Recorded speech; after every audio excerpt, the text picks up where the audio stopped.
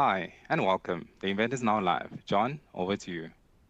Thanks, Ashley. Hi, everyone. Welcome to today's live Tech Talk Beyond VMware Practical Paths Forward After Broadcom.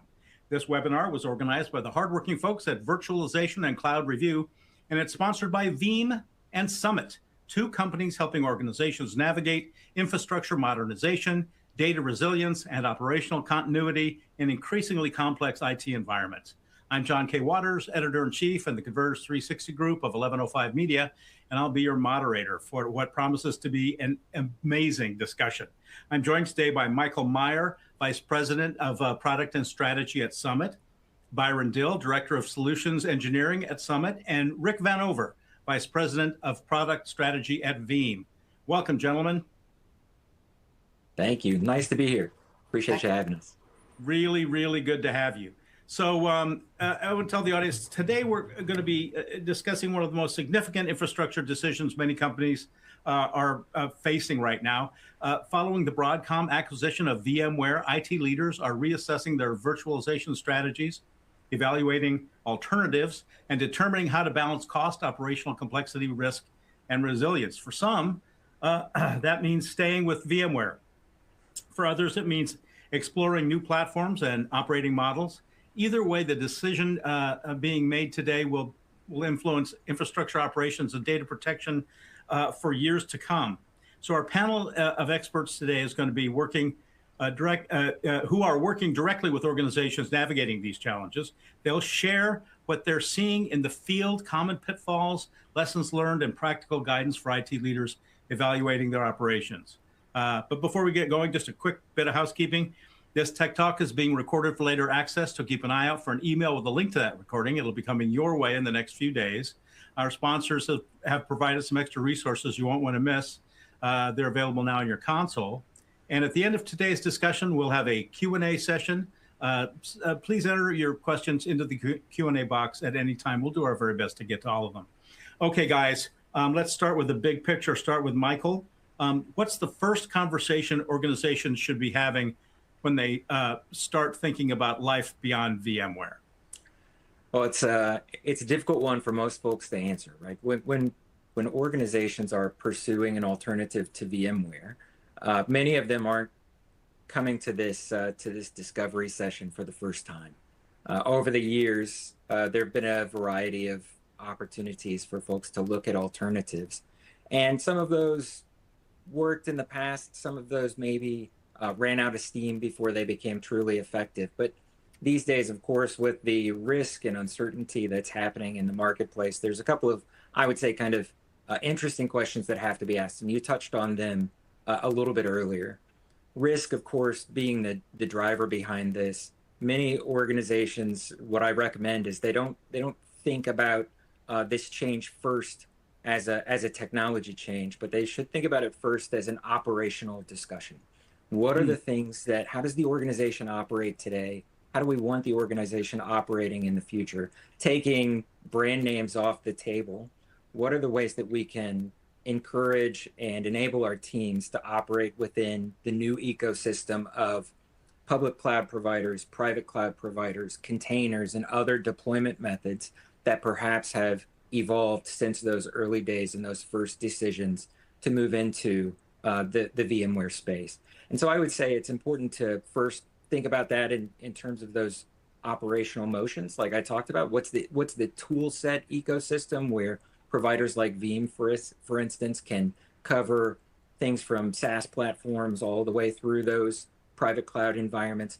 How can we standardize operations in order to de-risk the outcomes that we're trying to achieve for the business? How can we make sure that cost decisions are more predictable? And how can we not put ourselves in the same position perhaps that some of us have put ourselves in that's led up to this risky situation, and not have vendor lock-in?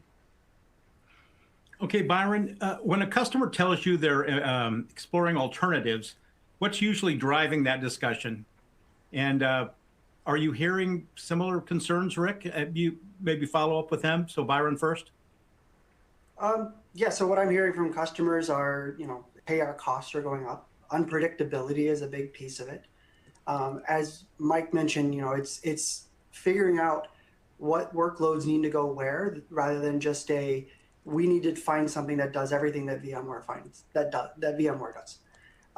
It's an opportunity. I know it's not an opportunity that everybody was looking for. Broadcom kind of handed everybody this event, but it is an opportunity to figure out what your workloads are and where they need to go, where the tooling needs to fit, but also be cognizant that some organizations have built quite a large IT operations and team around a platform.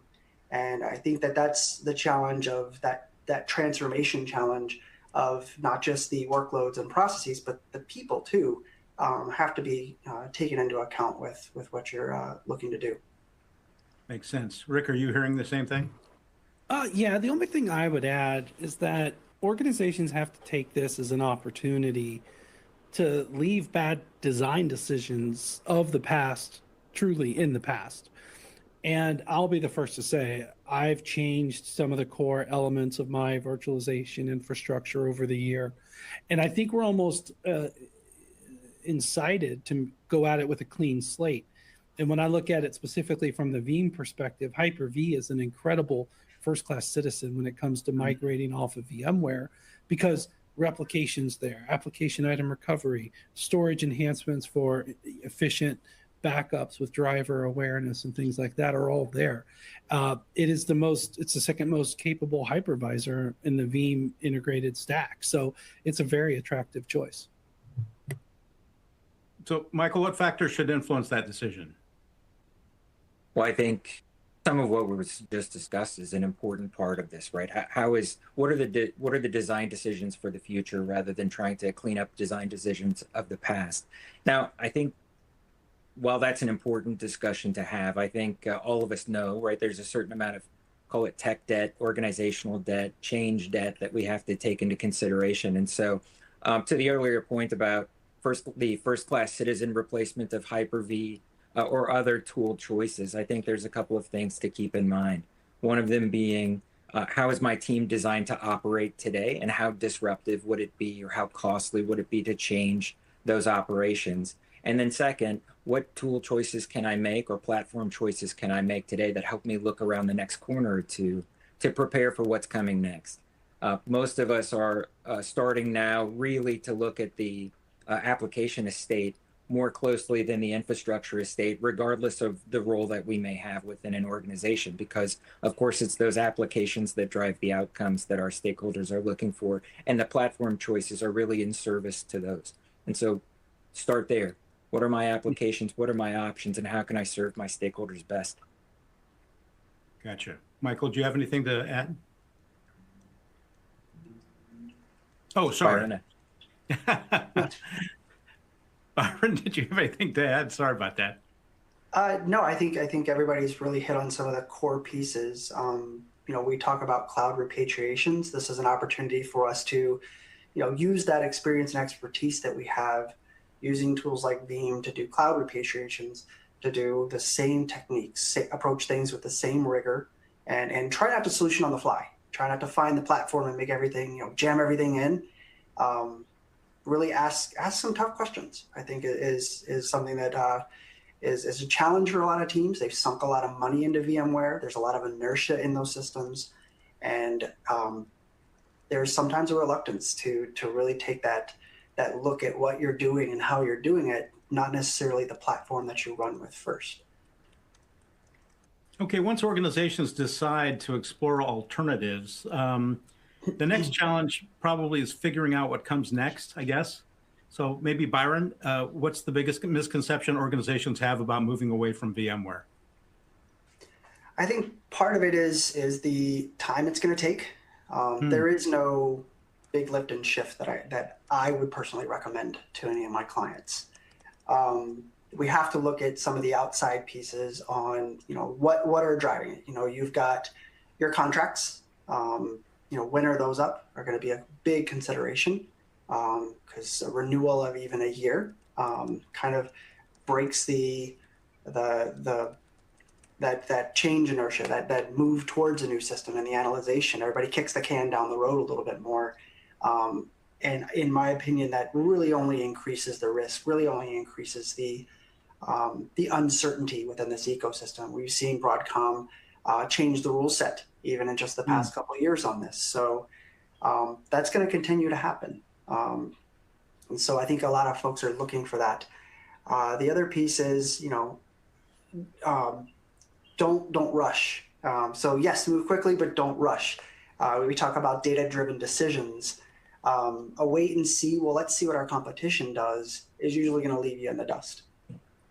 So you need to figure things out for your business, not what someone else's business happens to be doing. And you can work with partners like Veeam and Summit, who have the expertise and experience across multiple clients to help bring a little bit of sanity to the motion.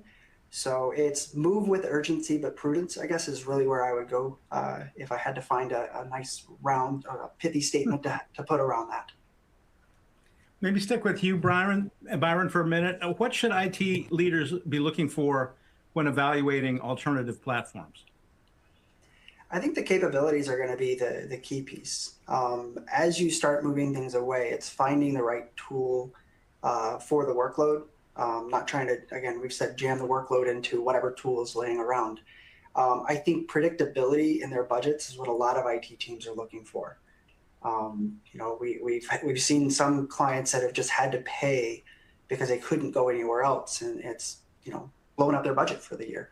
Right. So bringing them back to a place where they can have confidence that they can project not just 1 year, but 3 to 5 years on what things will look like for their teams is important. There's a lot of teams that are stretched super thin. IT budgets typically don't go up.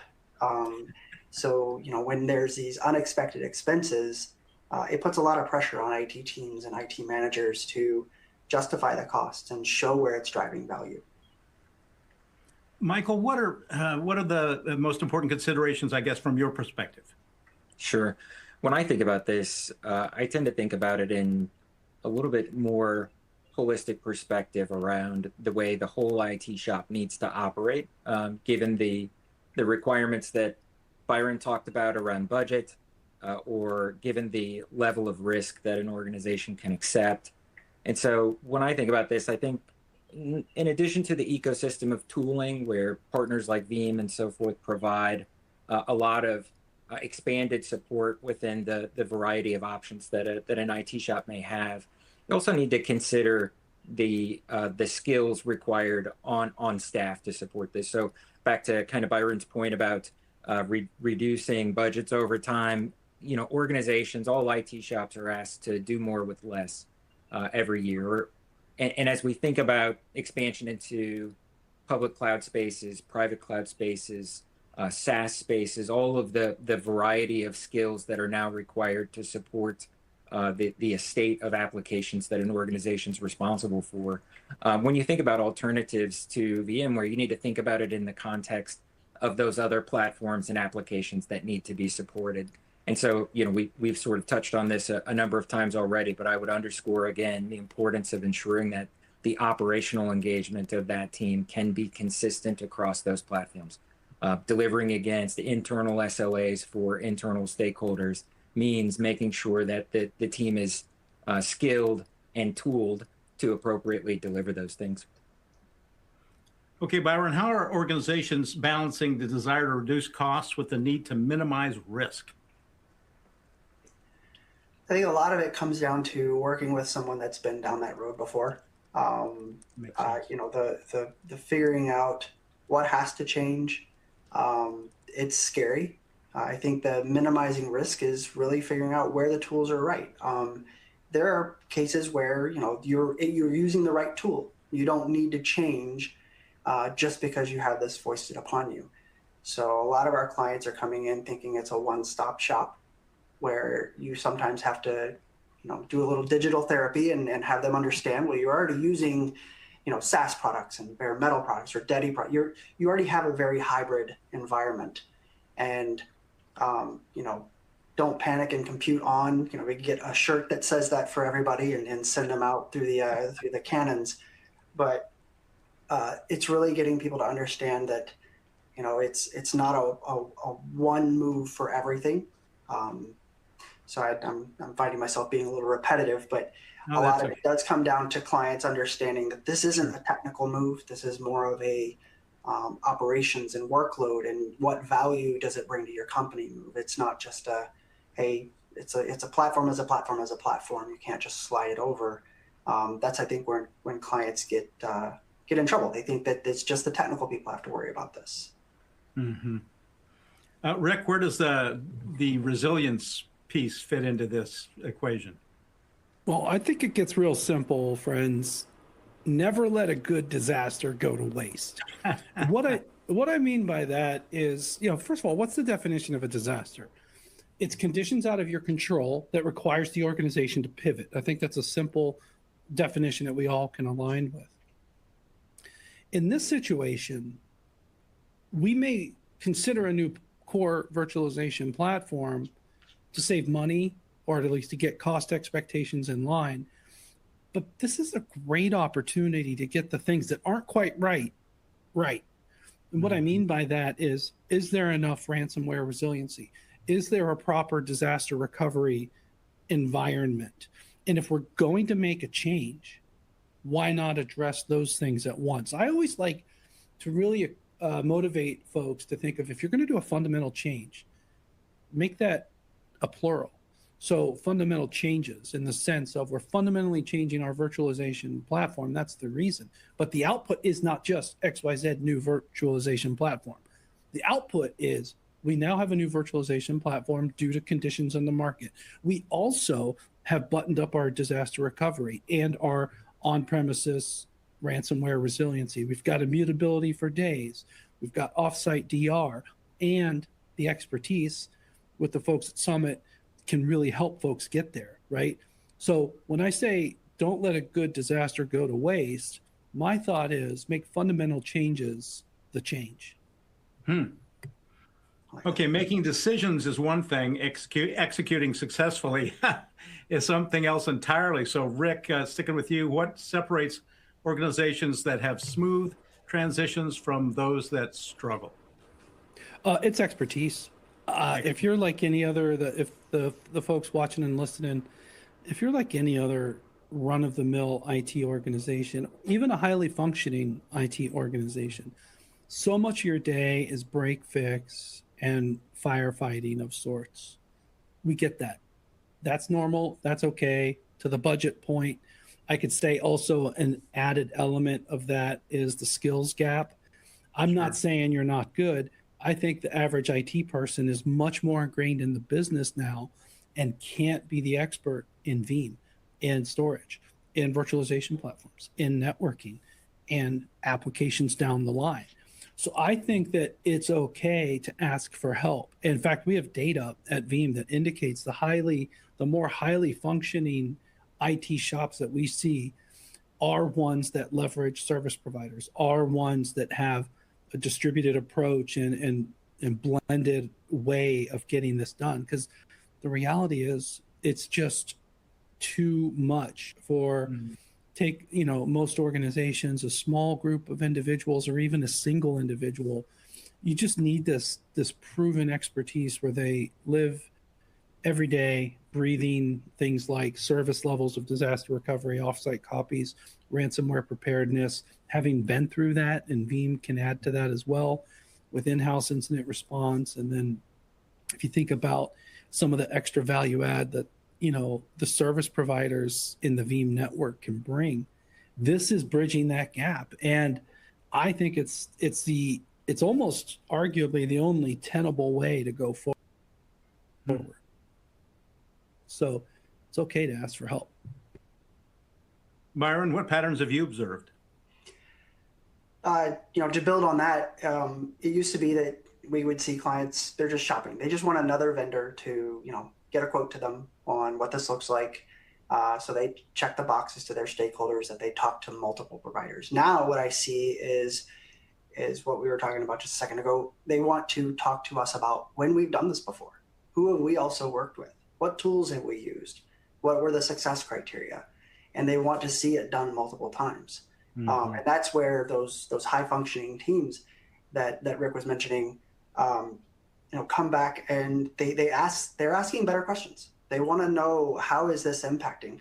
I've heard more teams talking about how does this impact my disaster recovery or backups or DRAS or BCP, which is something I used to never really hear IT teams talk about. They are ingrained in the business. They understand that this is in support of something else, not just IT for the sake of IT. So that's the teams that I find are asking different types of questions. Okay, Rick, what would you say are the early warning signs that tell you a migration project is starting to drift off track? That's for Rick. I think we might have lost Rick. Can you hear me, sir? Maybe have Byron. Yeah. Byron, why don't you start that? Yeah. Absolutely. I can jump in on that one. I think a lot of times you get scope creep. Even though I said, hey, it's time to look at all your workloads and stuff, it doesn't mean it's time to fix all the things while you're moving many of the things. I think that's a challenge that a lot of teams, since we're moving it, we might as well do this. Since we're tearing up the floors, we might as well remodel the bathroom. And now the scope creep happens. And what that does is you're really adding to the risk of the entire piece. A lot of these migrations are always come down to how do we control risk? How do we have backup plans? How do we make sure we have good validation on the other side of this move to make sure that it moved correctly? What's rollbacks look like? And that's a big challenge of, great, we needed more storage or a new storage platform anyway. And all of a sudden you're now adding the number of variables that you're managing for. And now we're going the opposite direction. We are adding to the risk of this, not reducing the risk. And we're making a project that we could try to get done in 90 days, take 6 months or even longer. So there has to be some kind of control. And that's a warning sign when everybody kind of, tries to put their earmark in and try to get that jam through. Rick, did you want to comment on the early warning signs that tell you a migration project is starting to drift off track?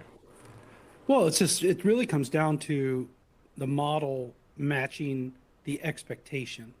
And what I mean by that is, let's propose, hey, we're going to go to Hyper-V and let's do a pilot, let's do a test. And if our expectations aren't met then, and then the organization commits and migrates everything, it's too late. So I think it's really important to take prudent was the word that was raised earlier, the prudent approach, a very disciplined growth. And here's the thing, there's very different monitoring when it comes to like storage and IOPS in Hyper-V. That we had a phenomena a decade ago called the IO tipping point. Well, guess what? That happens in Hyper-V too. So I highly recommend that folks have storage monitoring, and Veeam can help with that with Veeam 1. We can get IOPS on Hyper-V, for example. And then when you think about the service levels, you can cautiously scale the environment to meet the expectations, because once you commit to it, if the expectations aren't met, it's too late. And I see some folks almost treating it like where we were 15 years ago, 20 years ago. There was a lot of P to V, physical to virtual conversions. Today, I'm seeing a lot of V to V. It's very much the same thing. See a lot of folks, small scale, doing daily and nightly migrations. But that's actually kind of a safe mode in that it's, a few units at a time. And I think that folks need to kind of just think it through and also go through and say, do I need this? Do we still need this? One of the things about any virtualization platform, it's basically a museum. You can hold on to stuff forever and you can move it around. And that's not necessarily a good thing. So again, a waste. The other thing I'd add is massive house cleaning. So, okay. All right. So one of the biggest concerns that we hear from our readers is how to protect critical data during periods of change. That can't be a surprise to you guys. Maybe start with Rick. How early should recovery planning enter the picture, and how are teams keeping data protected while the infrastructure underneath is still changing? I think the first most important step there, John, is something like a meeting in the break room over coffee, or let's understand the business where we are now. And it's way before we're hands on keyboard or networks on connections on the patch panel and storage in the rack. Okay. And I mean that. It really has to be a serious conversation backwards in the supply chain of people in the business to get alignment, because I have nothing but evidence that there's a massive gap in expectations of what the business has and then what technology is implemented. And again, using this disaster as a cause for improvement, you have to work backwards, because I guarantee you what was built for who knows how long ago of VMware infrastructure, the business has changed around it, and we got to make sure it's aligned on target. So it starts at the break room. Okay, sticking with Rick for a minute, what role does automation play in making these transitions, I don't know, more manageable? Well, I think that's a cautious area to proceed. And I think I'll be the first person to say AI here today on the show. But it's a reasonable, sorry, I did it. It's a reasonable ask that we should incorporate AI, automation, and things like that into this new workflow. And that's a reasonable ask. But I think there's a need to have a very granular view to get the alignment. And I'll go one step further. I recommend starting small. Don't start with the biggest, gnarliest, nastiest part of the infrastructure. Start at the edge. Start with a softball application. Is automation a priority? Do we have the skills for it? Maybe. I think I'd go one step further and say selective automation could be a feasible path. In fact, I was using AI, no joke, 5 minutes before this call to write some SQL Server scripting that would repeat something for me. So selectively, yes, but on the blanket wholesale, I'm not ready for that myself. But I think if we combine some AI benefits, especially generative GPT type stuff, Gemini, Copilot, et cetera, some selective automation with a cautious approach to validating the new platform, because if you do too good of an automation run, you'll have it quickly run away from you on its own. So Byron, what do you think? I mean, let me put the question this way: where have you seen automation drive the greatest operational benefit? So as far as the migration pieces, I see, the Veeam tools that we use in that migration being something that I really like Rick talking about. Don't start with the big workloads. Start with your edge cases, a dev environment, a test environment, a QA environment. Move those first. Build the muscle, and then you are going to implicitly generate those automation rules. You're going to generate the steps that then you can use Veeam to help you do the same way every time. But I completely agree. It's not ready for the fire and forget. It will run away on you. It will make assumptions. You always have to be there. But I do like the automation pieces to make sure everything is done with rigor and a checklist that at the end of it, you can say, well, this one moved exactly like that one moved, but there's something different, something happened. The automation also gives you great ways to back out. It gives you that safety net. So the way we automate it is that you replicate the machine over by testing that backup implicitly. So you're kind of getting a couple freebies in the migration path with Veeam. The backup is restorable. It'll handle a lot of the automation and conversion for you, the extract, transform, and load into maybe Hyper-V. And then from there, you have your checklist. But all the while, the original machine is still running. And then you can do a failover or a cutover once everybody has agreed. And then as you start doing that with some of those edge case environments, you're building the muscle, you're building the confidence to move faster. That's what I was saying. It's not just a lift and shift. Just pick it up off VMware, throw it on an equivalent hypervisor is absolutely not the answer. That leads to resume generating events most of the time, and not a fun day for everybody else. Okay. So you guys have worked with a bunch of companies that have been navigating this transition. Let's talk about what they've been learning. Maybe go to Byron. Can you share an example of a migration strategy that worked particularly well and explain why it was successful? Yeah, the one that really comes to top of mind is a client that we've worked with recently, Romanoff Renovations. They had a large migration to take care of. And we worked with them on this exact, everything we've been talking about. Hey, let's talk about where the workloads need to be. Let's talk about how we do this without disrupting your business. At the end of this, we need to make it look like this. What are the outcomes we're driving for? Because the technology, we can slot that in.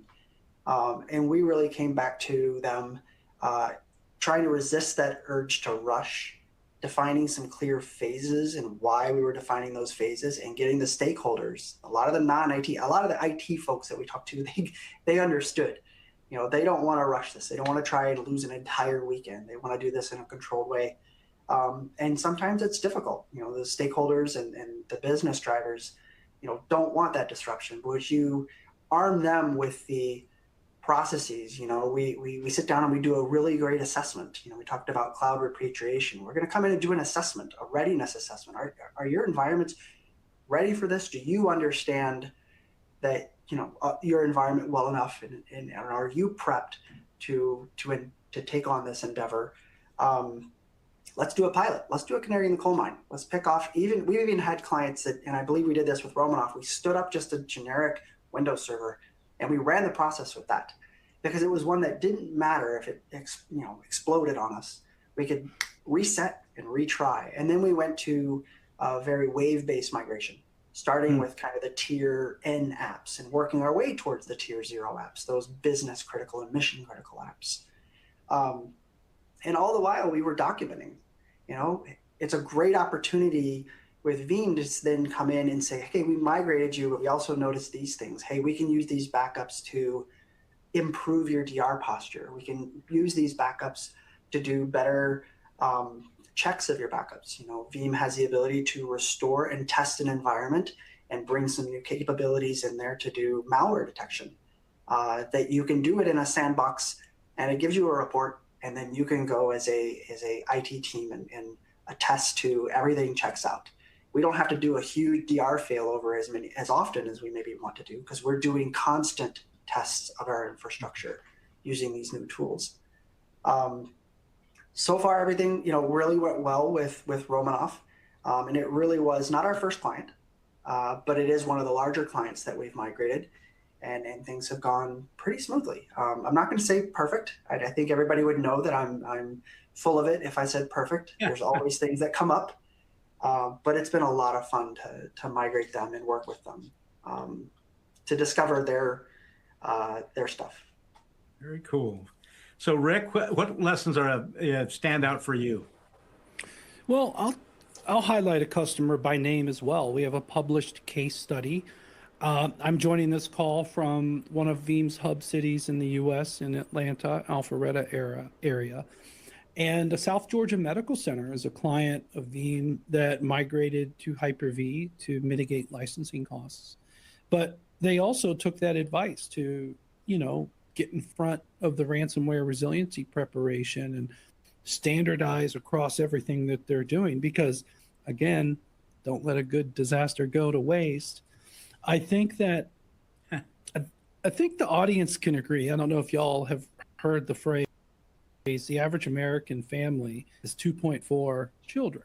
Well, guess what? The average American enterprise has 2.4 backup products too. So it might be a good idea to standardize, right? So again, use this opportunity, get alignment, starts at the the coffee machine, and it ends at happy hour when everybody's in a better place. So I think that there's plenty of examples, but what really underpins it all, and I'm full of these one-liners, so sorry about it, but what really underpins it all is experience. And I truly admire what the Summit folks have been doing. They've grown their business both with Veeam and then organically, and then Veeam's growing. There's very few things that Veeam does not protect anymore. So it's really a great opportunity to consistently reassess things. And my advice is, let's try to make it easier on the other end. That's really what it's all about.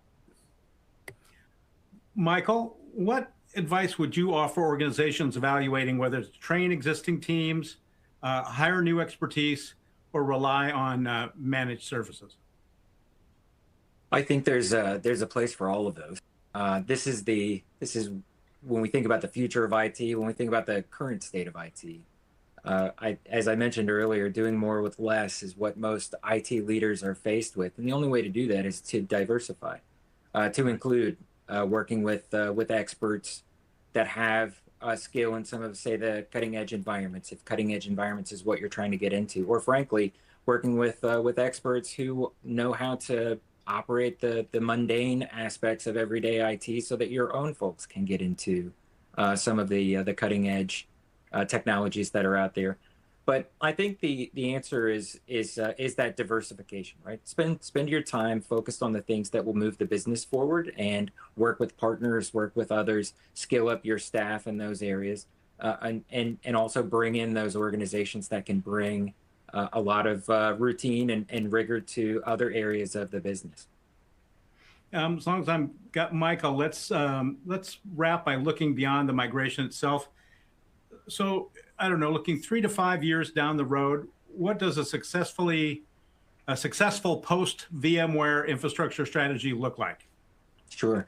I think, I think I'd reiterate some of what Rick has said over and over again here in terms of taking advantage of this change, to not just look at how do we swap out one horse for another horse and hope nobody notices, but instead to look at the infrastructure estate and determine what do the next 3 to 5 years require of the IT organization to support this business. Some of that's predictable, some of that's not predictable. There will always be surprises, as we've talked about through this a bit, but this is an opportunity for organizations to modernize, to look at areas of the business that need better support, or look at other areas of the infrastructure environment that perhaps were built like a Rube Goldberg machine because of the constant change that you were going through at that time, and to build something new and better, and to standardize where standardization makes sense, to develop automation, as we've talked about, where automation makes sense, to use new tools and platform environments where those things make sense, and to continue to develop the staff to support all of those things. This is an opportunity to kind of clean the garage out a little bit, while organizations think about what could be next for them, so they can be prepared for the next surprise. Okay, I'm getting nudged that we're nearing the end of our time here, so I'd like to close with a final piece of advice from each of you. Let's start with Rick. If you could leave IT leaders with one recommendation before they begin this journey, what would that be? Take this VMware situation and use it in a cost-benefit analysis mode to not just mitigate financial situations out of one's control, but tackle a wish list of other things: ransomware resilience, disaster recovery, preparedness, standardization, consolidation, performance. Throw away words like secondary storage. Trust me, if you have to recover 100% of the data, you want primary class storage being the pony to ride on. So that's my advice: to don't let a good disaster go to waste. Byron, what's the most important thing organizations should understand before they make a move? For me, as a solution engineer, really working with clients directly on this, it's digging in and understanding the environment is something I have to do. But as I mentioned earlier, you become a little bit of a digital therapist. You find out organizations have changed, documentation is faded. There's a lot of, nobody's ever looked under that rock before. And, getting clients to really understand their environment and not focus so much on the platform is critical before you start moving. You don't want to find out something you just kind of didn't know in the middle of a migration. Right. Michael, so this is kind of almost a theme of our talk today. What's the one thing leaders should do to ensure they're improving their infrastructure rather than just replacing VMware? I think some of what Rick and Byron said is really important when you think about the infrastructure side of things. But I think, and I've touched on this a little bit already too, but just to sort of hammer the nail through the board, it's not merely thinking about the infrastructure, the bits and bytes that you have to manage, but who's doing the managing.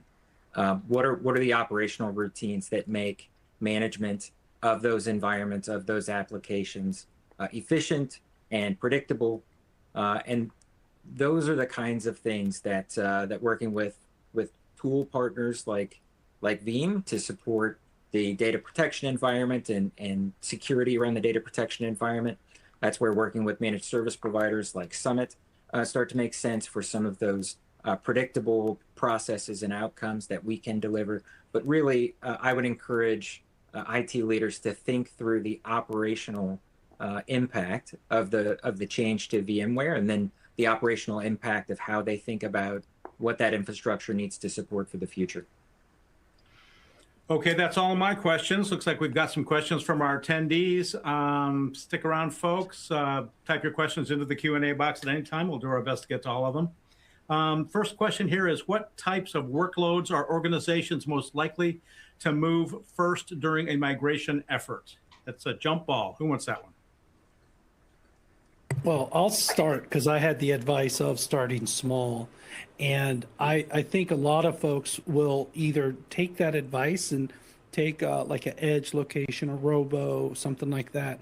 But I also feel, and this is a risk, AKA, do not step on this rake like others have in front of you. A lot of people will take a system that maybe is like dangerously low on storage space, like on tier 1 storage, the storage system is full. They're thinking, hey, let's migrate it right away. Well, chances are there's a reason why it's low on storage space, because it's maybe high IO or something like that. Proceed carefully there and, provision accordingly. I think that's a really risky first workload to go to a new hypervisor. Sometimes it gets a little bit okay when you have, say, the same backend shared storage system, but again, you may not actually be fixing the problem in the end. So that's my kind of pro tip there. Don't take your red light over to the new platform first. Did you guys want to weigh in? Byron? I'd concur on that. Yeah, I can concur on that. We've actually seen clients that, and that comes down to what I was saying, understand your environment. There's reasons why that's a difficult app in the first place, or, asking clients, how often do you get up at 2 a.m. to fix that? And if the answer is ever in the last 2-3 months, let's talk about why that might not be a good one to move first. Mm-hmm. Okay, maybe go to this question here. Are there situations where staying on VMware is still the right decision? Somebody want to answer that? Yeah, I can take some of that, certainly get that started. The answer is yes. So, first and foremost, a lot of organizations have built environments for VMware tooling specifically, or they may have an ongoing relationship with VMware. There's the financial consideration here of having pre-purchased licensing that one should write out. Actually, when we think about a migration, there are often tranches of the migration, not necessarily, this sort of touches on the last question, not necessarily those tranches are determined based upon the technical particulars all the time, but sometimes the licensing particulars, and when something needs to be moved off because license terms are running out. There's fewer and fewer technical reasons going forward why something has to stay on VMware, although those do certainly exist given particular deployment models and that sort of thing. But I would say it's not merely the technical issues that one has to consider, but also those financial obligations or those commitments that one has already made to VMware. Okay. Did you guys want to weigh in?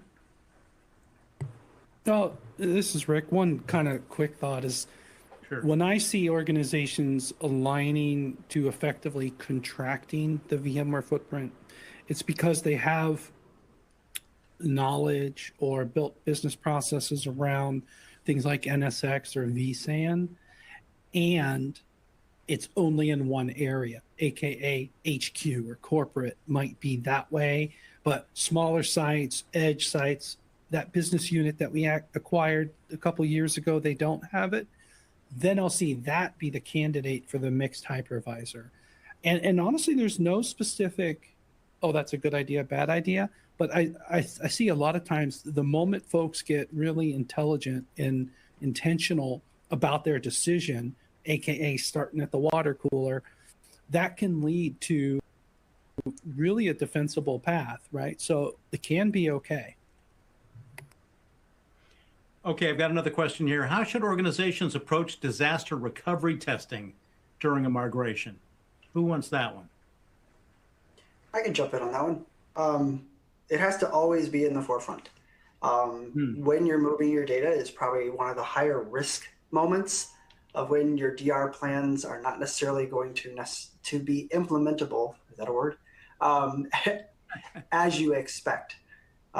So as you're making these changes, you're at a greater risk profile, and having that conversation with clients. I think one of the other pieces that we see is this is an exhausting event for everybody migrating. And the last thing folks want to do is go back and update DR documentation, make sure all the monitoring is in place, and then run an actual test. I think we have a lot of clients that, hey, you really do need to test your backups with Veeam. You really need to do at least some kind of canary in the coal mine failover. You don't want to find out the hard way. We've done all this work to migrate, and now your DR is not in service of your business continuity plan. And we're back to the resume generating event that I mentioned earlier.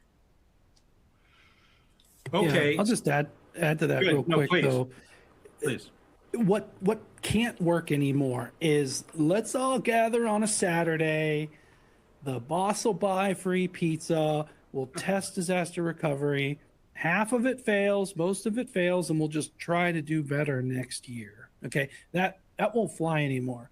So I think that when you think about a migration, this is all amplified. So I also highly recommend a backing out as well as addressing the finer points of recovery. So now's the time to get it right.